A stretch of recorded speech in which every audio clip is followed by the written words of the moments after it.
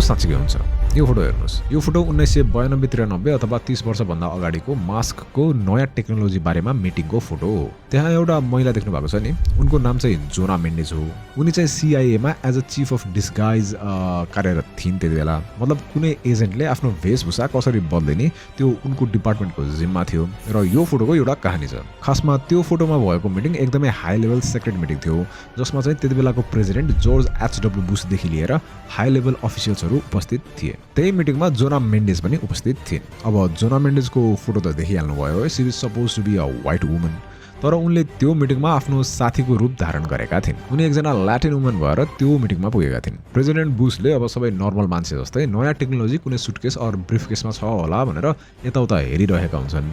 जोना मेन्डेजले के भन्छन् भने मैले लगाइराखेको छु र म अब यो मास्क खोल्दैछु भनेर। त्यो मास्क खोलेर प्रेसिडेन्टलाई देखाउने बित्तिकै यो फोटो खिचिएको थियो। अब म यो मुकुटको त्यही पनि 30 वर्ष पुरानो युएसए को गोप्य बैठकको कुरा चाहिँ किन गरिराखेको छु। टाइटल र थम्बनेल देखिहाल्नु भयो, सो गेस पनि गरिसक्नु भयो होला है म कता जाँदैछु यो मास्कको कुरालाई लिएर भनेर। इफ थाहा पाउनु भएन भने चाहिँ भिडियो अन्तिमसम्म हेर्नु, त्यता तपाईँले आफ्नो क्वेसनको एन्सर पाइहाल्नुहुन्छ। यो भिडियो चाहिँ हाम्रो हिस्ट्री सिरिजको कन्टिन्युएसन हो, सो यदि तपाईँ नयाँ हुनुहुन्छ भने वेलकम टु द च्यानल। हामी हाम्रो शाहहरूको हिस्ट्रीको करिब अन्तिमतिर आइपुगेका छौँ। सो यदि तपाईँलाई यो भिडियो मन पर्यो भने लाइक सेयर सब्सक्राइब गर्नु। अरू पनि टन्नै भिडियोहरू छन्, तिनीहरू पनि हेर्नु। ओके, लास्ट भिडियोमा हामी 51 सालतिर पुगेका थियौँ जब कङ्ग्रेसको सरकार ढलेर मिड टर्म इलेक्सन्स भएको थियो र मनमोहन अधिकारीको लिडरसिपमा कम्युनिस्टहरूको नयाँ सरकार गठन भएको थियो। 2006 साल वैशाख 10 गते यो चाहिँ अनअफिसियल डेट हो होइन, तर भाद्र 30 गते यो चाहिँ अफिसियल डेट हो है। हो यति बेला खुलेको पार्टीले 45 वर्षपछि नेपाललाई लिड गर्ने मौका पाउँछ। तर आफ्टर द्याट पोलिटिकल्ली नेपाल एकदमै अस्तव्यस्त भएर खस्किँदै जान्छ। यो कम्युनिस्टहरूको सरकार 1 वर्ष पनि टिक्न सक्दैन र 52 सालको भदौ 26 मा मनमोहन अधिकारीले सरकारलाई डिजल्भ गर्नुपर्ने हुन्छ, किनकि उनले पार्लियामेन्टको भोट अफ कन्फिडेन्समा कन्फिडेन्स पाउँदैनन्। यो समयमा प्राइम मिनिस्टर मनमोहन अधिकारीले राजा वीरेन्द्रलाई डाइरेक्टली कन्सल्ट गरेका हुन्छन् एबाउट डिजल्भिङ द पार्लियामेन्ट। तर राजाले यो प्रजातन्त्रको कुरा हो, कोर्टको कुरा हो भनेर मनमोहन अधिकारीलाई कोर्टतिर पठाइदिएका हुन्छन्। यो मुभले गर्दा राजा वीरेन्द्रले जेनरल पब्लिकबाट प्रशंसा पाउँछ। सो 52 सालको भदौ 26 गते कम्युनिस्ट गभर्मेन्ट टल्छ र त्यसको भोलिपल्ट 27 गते शेर बहादुर देउवाको लिडरसिपमा कङ्ग्रेस र राप्रपाको गठबन्धनको सरकार बन्छ। सो यसरी नेपालमा सुरु हुन्छ प्राइम मिनिस्टरको म्युजिकल चेयरको प्रथा। 46 सालको आन्दोलनपछि चाहिँ बाबुराम भट्टराई, पुष्पकमल दाहाल मेजर प्लेयर्सहरू है, उनीहरू खासमा यो जनआन्दोलनको बेलामा नेकपा एकता केन्द्र भन्ने पार्टीमा मिसिएका थिए। किन? वेल सबैको एजेन्डा एउटै थियो, राजतन्त्रको क्रूरता अगेन्स्ट लडाइँ गर्ने। बट 46 सालको आन्दोलनपछि राजालाई फ्यालिन्न, जुन चाहिँ अब रेडिकल कम्युनिस्ट और यही पुष्पकमल दाहाल र बाबुराम भट्टराई फ्याक्सनको चाहना थियो र वेल अब त्यति बेला यो चाहना जायज पनि थियो। सो 51 सालतिर आएर दाहाल फ्याक्सन यो एकता केन्द्रबाट फुट्छ र उनीहरू मिलेर नयाँ नेकपा माओवादी पार्टी बनाउँछन्। माओवादी चाइनाको सिसिपीको फर्मर चेयरम्यान माओ जेदुङको विचारधारालाई अपनाउँदै। यो कुरालाई अब पछि गएर चाइनाले सरासर नकार्दिन्छ माओवादीहरूको करतुत देखेर। बट फर नाउ चाहिँ यो पार्टी नेपाली पोलिटिक्समा एउटा काँडा नै बन्नेवाला थियो। आफ्नो पार्टी बनाएपछि पुष्पकमल दाहाल र चन्द्रप्रकाश गजुरेल इन्डियातिर लाग्छन्। त्यताबाट फर्केर उनीहरूले 42 सालको भदौदेखि नेपालको रोल्पा र रुकुमको सिस्ने र जलजलामा इन्ट्रेस्टेड युथ्सहरूलाई हात हतियारको तालिम दिन थाल्छन्। बट अब पोलिटिकल पार्टी गभर्मेन्ट बडी त होइन, अनि अब सरकारले आफ्नो अनुमति बिना अरू कसैलाई आफ्नो भूमिमा आफ्नो रिजनमा होइन वेपन्स ट्रेनिङ त गर्न दिँदैन विदाउट एनी अप्रुभल। सो त्यति बेलाको देउवाको लिडरसिपमा रहेको कङ्ग्रेसको सरकारले 52 सालको कार्तिकमा अपरेसन रोमियो लन्च गर्छ। गभर्मेन्टको सोचाइ चाहिँ यो उदाउँदै गरेको क्रान्तिलाई शान्त पार्ने हुन्छ, बट वी अल नो त्यसको ठ्याक्कै उल्टो हुन्छ। अपरेसन रोमियोमा सरकारले सोचेको जस्तो भनी हुँदैन। त्यता रोल्पा र रुकुममा जहाँ दाहालले लोकल युथ्स र यो क्रान्तिमा भाग लिन मन लागेको मान्छेलाई ट्रेनिङ दिँदै थिए, त्यता अब पुलिसले मन लाग्दै लोकलहरूलाई घर घरबाट उठाउने, अनुसन्धान गर्ने, कुटपिट गर्ने गर्न थाल्छन्। त्यसरी त हुँदैन। सो लोकलहरू उल्टै सरकारकै अगेन्स्टमा जान्छन् र उल्टै माओइस्टहरूसँग नै मिल्छन्। सरकारको दमनले गर्दा माओइस्ट लिडर र यो रिबेलियन झनै बलियो भएर आउँछ र बाबुराम भट्टराईले यो देउवा सरकारलाई माघ 21 गते फागुन 1 गतेसम्म 40 बुँदे डिमान्डको अल्टिमेटम दिन्छन् प्रेस रिलिजबाट। त्यसमा अब स्पेसिफिकली चाहिँ राजा र राजपरिवारको विश्वासाधिकार अथवा प्रिभिलेज हटाउने, नयाँ संविधान लिएर आउने, इन्डियासँगको असमान सन्धि अन्त्य गर्ने अरू हुन्छ। वेल एटलिस्ट मेन डिमान्ड्सहरू चाहिँ यी हुन्छन्। बट देउवाको सरकारले भट्टराईको और माओइस्टको डिमान्डलाई नजरअन्दाज गर्छन् अनि उनी और शेरबहादुर देउवा इन्डिया भिजिटमा जान्छन् 52 सालको फागुन 1 गते नै। र त्यही दिन माओइस्टले रोल्पाको होलेरी, रुकुमको 8 बिस्कोट अनि सिन्धुलीको सिन्धुलीगढीमा भएका पुलिस स्टेसनहरूमाथि धावा बोल्छन् र त्यता भएका एक्सप्लोजिभ्सहरू एक्वायर गर्न सफल हुन्छन्। उता गोर्खाको च्याग्लीमा भएको कृषि विकास ब्याङ्क र यता काभ्रेमा एउटा ल्यान्डलर्डको घरमा आक्रमण गरेर त्यताको डकुमेन्ट्सहरू जलाइदिन्छन्, which made them heroic in general publics eye. उता देउवा भने इन्डिया गएर इन्डियन प्राइम मिनिस्टर PVN रावसँग महाकाली ट्रिटी साइन गर्छन् र त्यसपछि यो ट्रिटीको वेन्स नेपालमा पनि विरोध हुन्छ र माओइस्टले त झनै यो ट्रिटीलाई एन्टाई नेसनल सन्धि भनेर सरकारलाई नै एन्टाई नेसनल ठहर गरिदिन्छन्। फागुन 6 गते दाहालले प्रेस विज्ञप्तिद्वारा फागुन 1 गते भएको आक्रमणहरूको जिम्मा लिन्छन् र सरकार सहित सारा देशलाई नै खबरदारी गराउँछन्। यसको रिटालिएसन और बदलाको लागि पुलिसले सोधपुछ गर्न थाल्छ र गोर्खाको टाकुकोटमा रहेको एउटा स्कुलको हेडमास्टरलाई एरेस्ट गरेका हुन्छन्। यता अभियसली प्रोटेस्ट हुन्छ र त्यही प्रोटेस्टमा पुलिसको गोली चल्छ अनि त्यसपछि 14 वर्षीय दिलबहादुर रम्टेललाई गोली लाग्यो हुन्छ। सो त्यता अब उपयुक्त हस्पिटल नभएर त्यही दिनको बेलुका उनको निधन हुन्छ।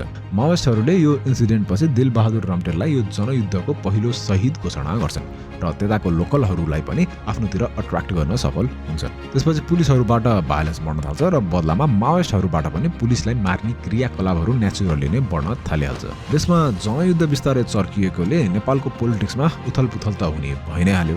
अझ महाकाली सन्धिकै अगेन्स्ट पनि आवाजहरू उठि नै रहेको थियो र नेपाली कङ्ग्रेस र राप्रपा भित्रै असन्तुष्टि बढ्दै जाँदै थियो। कारण अहिले अब मलाई लागेको मेन कारण चाहिँ नम्बर अफ क्याबिनेट मेम्बर्स है। शेरबहादुर देउवाको सरकारमा एउटा समयमा 52 जनासम्म मन्त्री बनाइएको थियो सबैलाई खुसी बनाउनको लागि। सो त्यसको अगेन्स्ट जेनरल पब्लिकले पनि आवाज उठाएका नै थिए। पार्टीभित्रका गिरिजा प्रसाद कोइराला लगायत सिनियर लिडरहरूले पनि आवाज उठाएका नै थिए। उता राष्ट्रिय प्रजातन्त्र पार्टीमा पनि फ्याक्सन्स अराइज भएर टुट्न लागेको हुन्छ। एउटा हुन्छ सूर्यबहादुर थापाको फ्याक्सन जसले चाहिँ देउवालाई सपोर्ट गर्थे, अर्को हुन्छ लोकेन्द्र बहादुर चन्दको फ्याक्सन जसले चाहिँ अपोजिसनको एमालेलाई सपोर्ट गर्थे। गठबन्धनको सरकार थियो।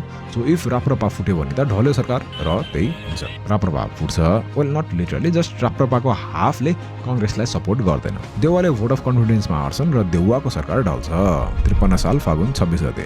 यसपछि सरकार चलाउँछन् राप्रपाको लोकेन्द्र बहादुर चन्दले एमालेसँगको गठबन्धनको सरकार बनाएर। मेजोरिटी त जसरी पनि ल्याउनै पर्यो है, त्यो कुर्सीमा जसरी पनि बस्नै पर्यो, सजिलो छ र पावरमा बस्नको लागि। र फेरि यसको 6 महिनापछि र 54 सालको असोज 21 मा सूर्यबहादुर थापाले गेम खेल्छन् र चन्दको सरकारलाई ढालेर उनले कांग्रेससँग गठबन्धनको आफ्नै लिडरशिपमा सरकार बनाउँछन्। एराउन्ड दिस टाइम चाहिँ राजा वीरेन्द्रले जनताको सरकारको कुरामा हस्तक्षेप गर्दैनन्। उनी बरु स्टेट भिजिटमै व्यस्त हुन्छन्, त्यही आफ्नो जोन अफ पिसको कुरा फैलाउनको लागि। अब प्राइम मिनिस्टर थापाले चाहिँ कांग्रेससँग वेल अब गिरिजा प्रसाद कोइरालालाई थापापछि प्राइम मिनिस्टर बनाउने डिल गरेका हुन्छन् है। 56 सालमा इलेक्सन हुन लागेको थियो। सो गिरिजा प्रसाद कोइराला सरकार लिड गर्नको लागि आतुर भइराखेका थिए। यता लोकेन्द्र बहादुर चन्द अब आफ्नै पार्टीकै भए तापनि कुर्सी तानातान गर्ने क्रममा राइभल नै भइसकेका थिए। सो चन्दले थापालाई सरकार चलाउने अप्ठ्यारो बनाइराखेका हुन्छन्। उता कोइराला र कांग्रेसले पनि प्रधानमन्त्री थापाको पार्लियामेन्टरी मिटिङमा आफ्नो एब्सेन्सबाट अप्ठ्यारो बनाइराखेका हुन्छन्। यता माओइस्टले पनि आफ्नो क्रान्ति गरेर देश हल्लाइ नै राखेका थिए। सरकार अब कुर्सी तानातानमै व्यस्त छन् र वेल सिटी एरिया बाहेक गाउँतिर त राम्रो पुलिसको सुरक्षा पनि थिएन र वेल आर्मीलाई त युज पनि गरिएको थिएन अहिलेसम्म। किन राजा वीरेन्द्रलाई आफ्नै जनता मार्नु मन थिएन एन्ड हि न्यू कि यदि आर्मी युज गरिहाल्यो भने सिचुएसन झनै डरलाग्दो हुन्छ भनेर, जुन चाहिँ अब पछि आफ्टर हिज डेथ वेल स्पोइलर अलर्ट पुष्टि नै हुन्छ। सो माओइस्टहरूलाई आफ्नो रिभेलियन अगाडि बढाउन सजिलो नै भइराखेको थियो। कसरी माओइस्टहरूले ब्याङ्कहरू लुटपाट गर्ने, पुलिसहरूलाई मार्ने, उनीहरूको सप्लाइज हडप्ने या सबै गरिराखेका हुन्छन्। सूर्यबहादुर थापाले भने चारैतर्फको प्रेसरले गर्दा 54 सालको चैत्र 30 गते आफ्नो पद त्याग गर्छन् र त्यसको 2 दिनपछि 55 साल वैशाख 2 गते गिरिजा प्रसाद कोइरालाले प्रधानमन्त्रीको पद सम्हाल्छन्। अब यो सरकार एउटा माइनोरिटी गभर्नमेन्ट थियो, कसैको मेजोरिटी थिएन र गठबन्धनको सरकार पनि थिएन। सो प्राइम मिनिस्टर कोइरालाले पछि गएर एमाले र नेपाल सद्भावना पार्टीसँग गठबन्धनको सरकार बनाउँछन्। या भाँड भइलो क्या, सबलाई कुर्सी नै चाहिएको छ जसरी पनि। अब यो सरकारको मेन अब्जेक्टिभ भनेको चाहिँ त्यति बेलाको देशको स्थितिलाई स्टेबल राख्ने र आउँदो चुनाव शान्तिपूर्ण गराउने हुन्छ र त्यसको लागि मार्चलाई चेकमा राख्न पर्ने थियो। उनीहरू लुटपाट मारामारीमा उत्रिसकेका थिए। अझ त्यति बेलाको गृहमन्त्री गोविन्दराज जोशीको गाउँ कालीकटार तनहुँमा माओइस्टको आक्रमण पनि भएको थियो। सो माओइस्टहरूलाई हटाउनको लागि नेपाल सरकारले अपरेसन किलोसेरा 2 थालनी गर्छन् 55 सालको वैशाखमै। के थियो यो अपरेसन? जो माओवादी हो भन्ने आशंका छ, पुष्टि नै होइन के, आशंका छ, उनीहरूलाई मार्ने। यो अपरेसनमा 500 भन्दा बढीलाई मारिन्छ, विच वाज अ ब्लन्डर सरकार पक्षमा। किन? यसमा धेरै निर्दोषहरूको ज्यान जान्छ। त्यसपछि त गृहयुद्धले झनै डरलाग्दो रूप लिन थाल्छ। आफन्त मारिएकाहरू आक्रोशित भएर धेरै संख्यामा माओइस्ट जोइन गर्न थाल्छन्। माओइस्टहरूले लो लेभल माओइस्टहरूले हैन, लो लेभल लडाकुहरूले पुलिसलाई सुट अन साइट, पुलिसहरूले माओइस्टहरूलाई भेटायो भने सुट अन साइट। बट दुवै साइडका लिडर्सहरू चाहिँ आफ्नै सेफ स्पेसमा सेफ नै थिए। दाहाल भट्टराई उनीहरू इन्डियातिर, अब यता सरकारका उच्च पदाधिकारीहरू अब काठमाडौँमै सेफ हुने भइ नै हाले। तर यो कुरा चाँडै हराउनेवाला चाहिँ थियो। यही द्वन्द्व बीच माओइस्टहरूको बोयकट र कुनै पोलिङ स्टेसनमा यो इलेक्सन बिथोल्न खोजिए तापनि नेपालमा 56 साल वैशाखमा इलेक्सन्स भन्ने चाहिँ हुन्छ। यो इलेक्सनमा फेरि पनि नेपाली कांग्रेसकै मेजोरिटीका साथ जित हुन्छ र फाइनली उनीहरूले आफ्नो एकल सरकार चलाउन पाउँछन् in the leadership of Krishna Prasad Bhattarai. नेपालले बल्ल एउटा स्थिर स्थायी सरकार पायो भनेर मक्ख भइराखेका हुन्छन् नेपाली। बडोवेल माओइस्ट इन्सर्जेन्सी अनि पार्टीहरूको त्यही तछाड मछाड। यो नेपाली कांग्रेसको सरकार 1 वर्ष पनि चल्दैन र गिरिजा प्रसाद कोइरालाले कृष्ण प्रसाद भट्टराईलाई नो कन्फिडेन्स मोसन गरेर हटाइदिन्छन् र गिरिजा प्रसाद कोइरालाको लिडरशिपमा अर्को नयाँ सरकार बन्छ 57 सालको वैशाखमा। माओइस्टहरू झनै सशक्त भएर उर्लिरहेका हुन्छन्। नेपाल पुलिसलाई माओवादीलाई कन्टेन गर्न गाह्रो हुन थाल्छ अब। किन? त्यत्रो हात हतियार बम लुटेका थिए पुलिसकै, so they were being used against police. अनि इन्डियन नक्सलाइट्सहरूबाट पनि हतियारहरू आइराखेको नै थियो र अब चाहिँ पुलिससँग भएको सप्लाइजले माओइस्टलाई धान्न सक्दैन है भनेर सरकारलाई टाउको दुखाइको कुरा हुन थाल्छ। सो गिरिजा प्रसाद कोइरालाले राजा वीरेन्द्रलाई आर्मी नै मोबिलाइज गरौँ भनेर सल्लाह दिन्छन्। बट राजा वीरेन्द्रले त्यो कुरालाई सरासर नकार दिन्छन् र तिमीहरू बरु राजनैतिक हल निकाल भनेर गिरिजा प्रसाद कोइरालालाई उल्टै सल्लाह दिएर पठाइदिन्छन्। अब राजाले आर्मी मोबिलाइज नगर्ने भएपछि APF or armed police force हो, जसलाई चाहिँ अलिक बढी वेपन्स दिइन्थ्यो कम्पेयर्ड टु पुलिस हो, त्यो इस्ट्याब्लिस गरौँ भन्ने कुराहरू अगाडि बढ्न थाल्छ। अब यो समयतिर राजकुमार दिपेन्द्र र राजा रानी बीच फ्रिक्सनको कुराहरू एकदमै बढ्न थालेको हुन्छ।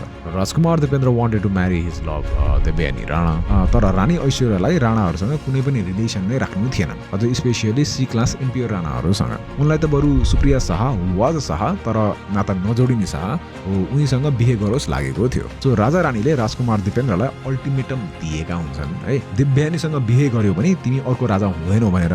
अब यो भएपछि त राजकुमार दिपेन्द्रको साइकीमा पनि असर त पर्यो नै होला है। अब बच्चादेखि नै राजकुमार भनेर हुर्काउने, हुनेवाला राजा भनेर हुर्काउने, रेस्पोन्सिबिलिटीहरू सिकाउने, अनि अहिले आएर तिम्रो भाइलाई हुनेवाला राजा बनाउँछ भन्न त प्रोबेबली सक्नै लाग्यो होला। Because at the end of the day उनी पनि साधारण मान्छे नै थिए। राजकुमार दिपेन्द्रको जन्म 28 साल असार 13 गते भएको थियो।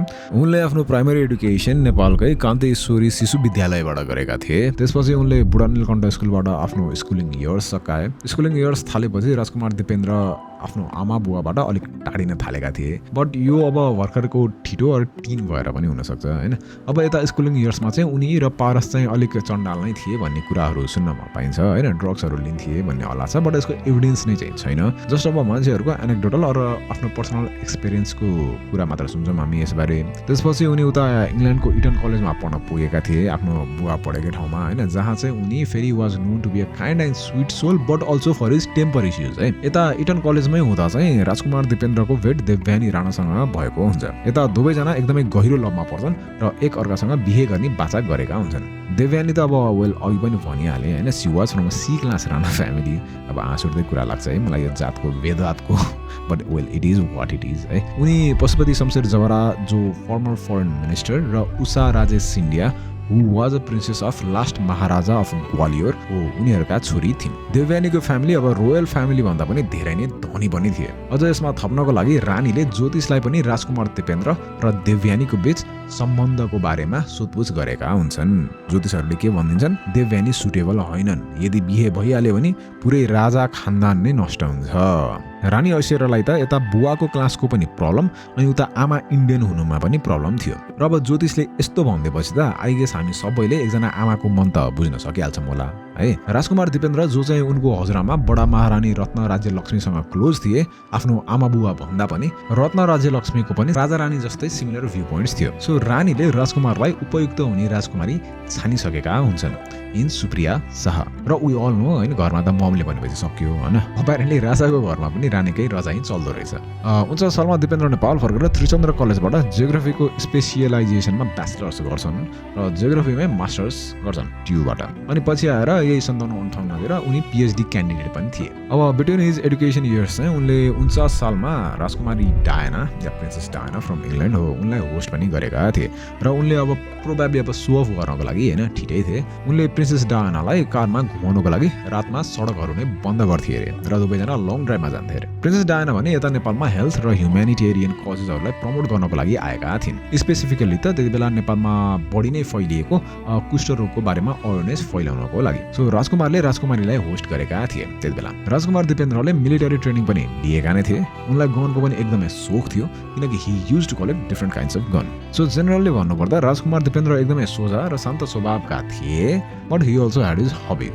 अरूलाई राम्रोसँग नै बिहेभ गर्थे एकदमै क्यारिजमेटिक र डिसिप्लिन थिए नेपाल स्काउट्स र नेसनल स्पोर्ट्स काउन्सिलको प्याटर्न पनि थिए उनी कराटेमा ब्ल्याक बेल्ट थिए र उनले समय समयमा युनिटीको स्पिचेसहरू पनि दिइराखेका नै थिए उनी उनकै बुवा वीरेन्द्र जस्तो स्वभावको भएको हुनाले उनलाई नेपाली जनताले नै एकदमै रुचाउँथ्यो so he was also called DP by his friends यो कुराहरू सुन्दा राजकुमार दिपेन्द्र राजा वीरेन्द्रपछि राजा भइहाले भने पनि एकदमै राम्रो राजा देशप्रेमी राजा जनता प्रेमी राजा बन्थे भन्ने चाहिँ सबैलाई अहिले अब एटलिस्ट पब्लिकली विश्वस्त नै थिए बट प्राइभेटमा चाहिँ उनी सपोजेडली है अति नै रिसाहा थिए उनले 15 वर्षदेखि नै ड्रिङ्किङ सुरु गरेका थिए अरे गाँजा पनि खान्थे अरे सेडिस्टिक नेचरका थिए अरे किनकि उनले दरबारमा भेटाएका जनावरहरूलाई एकदमै हानि पुर्याउँथे अरे है दरबारको जनावरहरूलाई हानि पुर्याउँथे भन्ने कुरा चाहिँ अब राजकुमारले 8 वर्षकै उमेरमा पिस्टल एज अ गिफ्ट पाएका रहेछन् है अनि apparently he would go bird hunting around the palace property उनी बुली पनि थिए भनेर भनिन्छ हैन अरू बच्चाहरू कुट्ने गर्ने देयर इज अल्सो हल्ला कि जब राजाले 47 सालमा एब्सोल्युट मोनार्की हटाएर कन्स्टिट्युसनल मोनार्की लिएर आएका थिए नि राजकुमार दिपेन्द्रलाई राजाको त्यो कदम मन परेको थिएन र वेल आवेगमा आएर उनले ढोका नै फुटाइदिएका थिए बट यिनीहरू सबै अनकन्फर्मड रिपोर्ट्सहरू हुन् है यिनीहरूको कुनै प्रुफ चाहिँ छैन अनि अब राजकुमार दिपेन्द्र र देवयानीको कुरा गर्दा चाहिँ इभन राजा वीरेन्द्रले पनि अल्टिमेटम नै दिएका हुन्छन् दिपेन्द्रलाई देवयानीलाई बिहे गर्यो भने हाम्रो नाता पनि तोडिन्छ अनि सक्सेसनको पालोबाट पनि हट्छौ भनेर अनि र हुनेवाला राजा निराजन हुन्छ भनेर बट राजकुमार दिपेन्द्रले दरबारले भनेको मान्दैनन् र उल्टै उनी देवयानीसँग टाइममा डेटमा निस्किरहेका हुन्छन् नेपालमै अस्ट्रेलिया लन्डन इत्यादि ठाउँहरूमा 57 सालको असाढ 13 गते उनी 29 वर्ष बुढा भएका हुन्छन् र यो उपलक्ष्यमा उनले आफ्नो भाइ बहिनीहरू कजन हैन सबैलाई त्यो त्रिभुवन सदनमा भोजको लागि बोलाएका हुन्छन् त्यो पार्टीमा उनले के भन्छन् भने हामी यानि कि देवयानी र म बीच कोही आयो भने म कसैलाई बाँकी राख्दिन भनेर बट त्यतिबेला आएकाहरूले त्यसलाई ड्रामेटिक कुराले मात्र लिन्छन् र त्यो कुराको बारेमा बिर्सन्छन् तर अब दरबारमा राजा रानीसँग 10 वर्षसम्म लड्दा पनि देवयानीसँगको रिलेसन उनीहरूले मानेका नै थिएनन् सो दिपेन्द्रले देवयानीलाई के भन्छन् भने ल बरु म रोयल फ्यामिली नै छोड्न तयार छु but I am ready to marry you भनेर केटो डिप्ली इन लभ बट कहानीमा ट्विस्ट कहाँ आउँछ भने देवयानीले नो भनिदिन्छन् यदि म रानी हुन पाएँ भने मात्र हाम्रो बिहे हुन्छ अब म तिमीसँग बिहे गर्दिन भनेर अब देवयानीलाई पनि लाग्यो होला हैन मेरो कारणले उसको परिवार किन छुटोस् भनेर अरसी प्रोबब्ली वान्टेड द थ्रोन उनलाई थाहा छ अनि भगवानलाई थाहा छ यी कुराहरू यो भएपछि राजकुमार दिपेन्द्र दुई ढुङ्गा बीचको तरुल भने चाहिँ हुन्छन् घर नै मान्दैन यता आफ्नो मायालाई नै फकाउन सकिँदैन सो अब अघि पनि भनेको थिएँ दिपेन्द्र युज टु डु गाँजा भनेर अब यसरी बिचमा फसेपछि त राजकुमार झन् धेरै सब्सटेन्स अब्युजमा उत्रन्छन्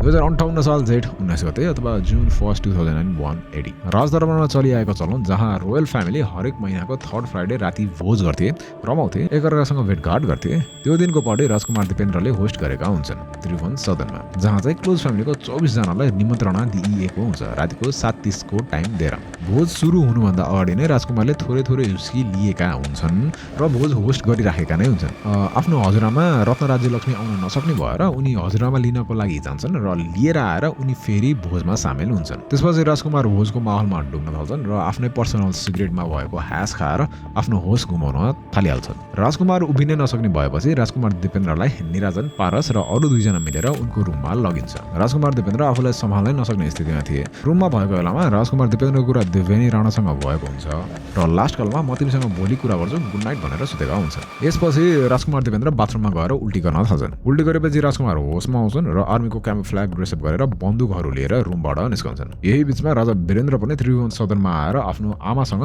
एकैछिन भेटेर बिलियार्ड हलतिर छिरेका हुन्छन्। त्यसपछि राजकुमार दिपेन्द्र त्यही भोज भएकै बिलियार्ड हलतिर Heckler and Koch MP5 sub machine gun pistol र कोल्ट कमान्डो कार्बाइन राइफल लिएर जान्छन् अनि भोजमै ओपन फायर गर्छन् विथ सब मेसिन गन। राजा वीरेन्द्रले दिपेन्द्रको यस्तो एक्सन देखेर के गरेको यस्तो भनेर भन्छन् है। अनि राजकुमार दिपेन्द्रले आफ्नो बुवामाथि फेरि फायर गर्छन् र त्यो गोली घाँटीमा लाग्छ। त्यसपछि उनी फेरि फिर्ता जान्छन् र पछि Colt commando carbine M16 based rifle लिएर आउँछन् र राजा वीरेन्द्रलाई त्यही बन्दुकले टाउकोमा गोली हान्छन्। त्यसपछि धीरेन्द्रले दिपेन्द्रलाई रोक्न खोज्दा राजकुमारले धीरेन्द्रलाई पनि गोली हानेर त्यतै डाल्छन् अनि कुमार खड्ग विक्रमलाई पनि गोली हानेर डाल्छन् र आफ्नै हस्बेन्डलाई बचाउनको लागि खड्ग विक्रमको वाइफलाई पनि दिपेन्द्रले छोड्दैनन् र गोली हानेर हत्या गर्छन्। अनि दिपेन्द्रको नजर ज्वाइँ गोरख शमशेरमाथि पर्छ र उनीमाथि पनि ओपन फायर गर्छन्। त्यसपछि उनले चलाएको गोली राजकुमारी शान्ति र शोभालाई पनि लाग्छ। त्यसपछि रानी ऐश्वर्या डाक्टरलाई गुहार्दै त्यो हलबाट बाहिर लाग्छन्। यो भएपछि बल्ल एडिसीहरू त्यो हलनिर आइपुग्छन्। गोली चलिसकेपछि होइन जब रानीले गुहार्छिन् त्यसपछि रानी सँगसँगै उनको कान्छो छोरा निराजन पछि दौडेर गार्डनतिर लाग्छन्।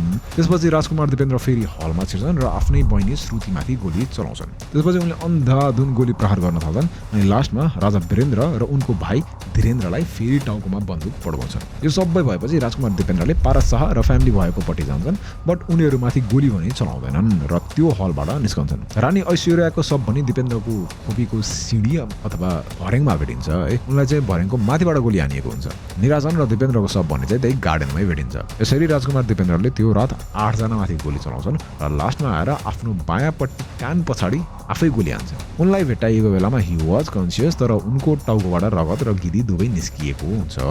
So there was no chance he could have survived that. यी सबै कुराहरू त अफिसियल रिपोर्टकै कुराहरू भयो। अब प्रोटोकल अनुसार राजा वीरेन्द्रको डेथपछि राजकुमार दिपेन्द्रलाई राजा घोषित गरिन्छ र त्यसको 2 दिनपछि जेठ 22 गते राजा दिपेन्द्रको पनि मृत्यु हुन्छ। रोयल म्यासाकर भएको भोलिपल्ट धेरै नेपालीहरू शक र शोकमा थिए। जनताले मन पराएको राजा र राज परिवारको यस्तो दुःखद हत्यापछि जनतालाई जवाफ चाहिएको थियो।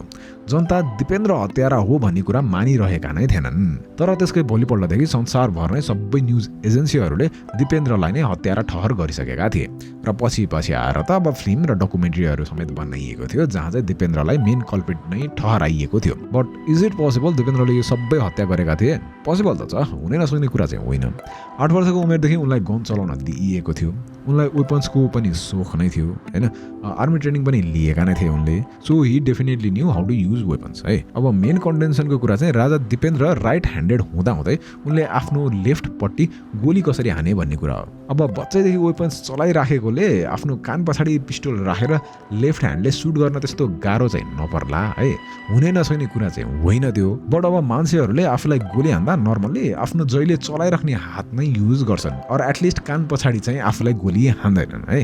त्योभन्दा अभियसली सजिलो तरिकाहरू छन्। र अझ यदि उनले आफै पिस्टल चलाएर गोली हानेको भए पिस्टल नजिकै खस्न पनि थियो बडीकै वरपर। बट त्यो पिस्टल र बुलेटको सेल अलिक टाढा पानीमा भेट्टाइएको थियो। यो त सरासर गोली हानेर बन्दुक फालिएको जस्तो नै देखिन्छ। अब त्यसकै भोलिपल्ट राजा ज्ञानेन्द्रले के भनेका थिए भने यो हत्याकाण्ड फेरि सबमेसिन गनको एक्सिडेन्टल फायरिङले भएको हो भनेर भनेका थिए। अनि उनी फेरि कन्भिनियन्टली पोखरामा हुनु। राजकुमार पारस र राजकुमारी हिमानीलाई गोली नै नलाग्नु। रानी कोमललाई हातमा मात्रै गोली लाग्नु। उनको फ्यामिली त धेरै नै लकी भयो नि त। सो जनताले उनको फ्यामिली र उनलाई शङ्खाको नजरले हेर्ने भइ नै हाले। अब अर्को पोइन्ट, पब्लिकले यो अफिसियल रिपोर्टको कुरा नमान्ने चाहिँ त्यो रात दरबारको सेक्युरिटी कम चाहिँ किन थियो अरू रात भन्दा? वाइ पोस्टमर्टम किन भएन सबैजनाको?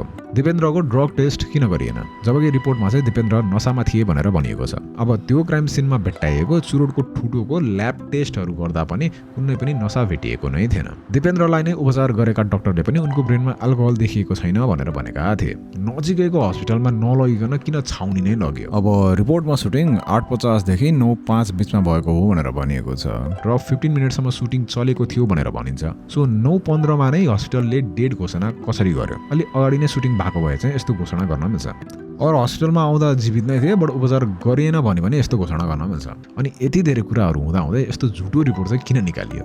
अब यो हत्याकाण्डको रिपोर्ट निकाल्न राजा ज्ञानेन्द्रले राज्याभिषेक गरेका दिन नै केशव प्रसाद उपाध्याय, तारानाथ राणाबाट सहित माधव कुमार नेपालको एउटा कमिटी खडा चाहिँ गरेका हुन्छन्। तर माधव कुमार नेपाल चाहिँ त्यो कमिटीबाट निस्कन्छन्। यो कमिटीले 1 हप्तामै यस्तो सेन्सिटिभ केसको प्रतिवेदन निकाल्छ र रिपोर्ट पब्लिक गर्नु अगाडि उनीहरूले यो रिपोर्ट राजा ज्ञानेन्द्र सामु प्रस्तुत गर्छन्। रिपोर्ट पब्लिसाइज गरेको बेलामा पनि पत्रकारहरूले त्यो रिपोर्टमाथि क्वेसन गर्न पाएका थिएनन् र वेल अब यदि त्यो रिपोर्टको क्लिप्सहरू फोटोहरू हेर्नु भएको छ भने त हैन हाँस्दै खिल्ली उडाउँदै रिपोर्ट भनिएको छ। सो यी सबै कुराहरू थाहा पाउँदै अब सबै जनता मूर्ख त छैनन् है, अनि क्वेसन्सहरू उठ्ने भइ नै हाल्यो। अब अर्को कुरा चाहिँ हामी सबैले इन डेप्थ स्टोरीको भिडियो हेरेको नै छौँ होला, CIA कनेक्सन हैन। त्यो भिडियोमा भनेको कुराहरू असम्भव कुराहरू चाहिँ होइन। त्यो भिडियोमा भनेको कुरा क्रोनोलोजिकली भन्दाखेरि हत्याकाण्ड हुनु केही महिना अगाडि CIA ले महाराजगञ्जमा राजा ज्ञानेन्द्रको निजी निवास नजिकै एउटा अफिस खोल्छ। त्यो अफिसमा नेपाली सेक्युरिटी लिडर्सहरूको आवत जावत भइ नै रहन्थ्यो। भक्तपुरको हस्पिटलमा एउटा अर्थक्वेक रेजिस्टेन्ट बिल्डिङ बनाउन सुरु गरिन्छ नेपाल आर्मी र US को स्पेशल ट्रुप मिलेर, अनि हत्याकाण्ड हुने दिन त्यो भक्तपुरवाला भवनको उद्घाटन र हस्तान्तरण नै गरिन्छ। पछि अब हत्याकाण्डको बेलामा 2-3 जना दिपेन्द्रको मास्क लगाएको मान्छेहरूलाई पारसले दरबारभित्र छिराउँछन्, अनि दिपेन्द्रको मास्क लगाएकाहरूले फर्स्टमा दिपेन्द्रलाई उनकै कोठामा सुट गर्छन्। 2 जना सुटरहरू त्यसपछि हलतिर लाग्छन्, अनि त्यसपछि सुटर 1 हलमा छिर्छ, राजालाई गोली हान्छ अनि निस्कन्छ। त्यसपछि सुटर 2 आउँछ र वीरेन्द्रलाई फेरि गोली हान्छ र अरूहरूलाई पनि पालैपिलो गोली हानेर मार्छन् अरू टाल्छन्। अनि फेरि सुटर 1 फर्केर बाँकी भएकाहरूलाई मार्छ। सुटर 2 भने पोखरीमा लुक्न भइसकेको हुन्छ। रानी ऐश्वर्यालाई शङ्खा लाग्छ र उनी दिपेन्द्रको कोठातिर लाग्छन्। आमाको पछि निराजन लाग्छन् र स्ट्याच्यु अगाडि उनलाई सुटर 2 ले गोली हानेर मार्छ। उता राजकुमार दिपेन्द्रको कोठातिर गइरहेका रानी ऐश्वर्यालाई सुटरले त्यही भरेङमा गोली हान्छ र उनको त्यतै निधन हुन्छ। यो सबै भएपछि दिपेन्द्रलाई यता निराजन नजिक बोकेर लिएर आइन्छ र उनको लास त्यता छोडिन्छ। त्यसपछि उनीहरू टुकुजा नदी अरू हस्पिटल लगेकै गाडीबाट निस्कन्छन्, अनि त्यसको भोलिपल्ट US को स्पेशल ट्रुप्स आफ्नो देश फर्कन्छन्। मलाई चाहिँ यो ठुलो हाई प्रोफाइल केसमा कोइन्सिडेन्स भन्ने चिज हुन्छ जस्तो चाहिँ लाग्दैन है। अब यो हुन सक्ने कुरा किन, मैले भिडियोको फर्स्टमै भने नि, USA को CIA ले 1990s तिर नै हाइपर रियलिस्टिक फेस मास्क बनाइसकेको थियो र प्र्याक्टिकली USSR मा पनि युज गरिसकेको थियो बिफोर इट्स फल इन 1991। यो मैले भनेको कुरा होइन, CIA कै एक्स चिफ अफ डिस्गाइजले भनेको कुरा हो। यदि त्यति बेलाको प्रेसिडेन्टले आफ्नै अगाडि बसिरहेको आइमाईले मास्क युज गरेको छ कि छैन भनेर पत्ता लगाउन सक्दैनन् भने रातिको टाइममा त्यो पनि सकमा भएको आत्तिएका मान्छेहरूले कसरी ठम्ब्याउन सकुन् त्यो मुकुट हो कि होइन भनेर। सो CIA को इन्भल्भमेन्ट माइट बी। अब मलाई लागेको मेन कारण चाहिँ सिन्स अब US has a military industrial complex र they need a war to sustain its economy है, उनीहरूलाई यो सिभिल वार कन्टिन्यू होस् लागेको थियो सो द्याट उनीहरूले यो वारमा वेपन्स पनि बेच्न पाउन्। सो यो रिजनलाई डिस्टेबिलाइज नि गर्न पाइन्छ to contain India and China in the future भनेर। राजा वीरेन्द्रले माओइस्ट विरुद्ध आर्मी परिचालन गर्न मानिराखेका थिएनन् र राजा वीरेन्द्रको डेथपछि आर्मी परिचालन पनि गरिन्छ अगेन्स्ट माओइस्ट। नेपाल आर्मीलाई US र UK ले आर्म्स सप्लाई पनि गर्छन्, अनि यो गृह युद्धले झनै घनघोर रूप लिन्छ।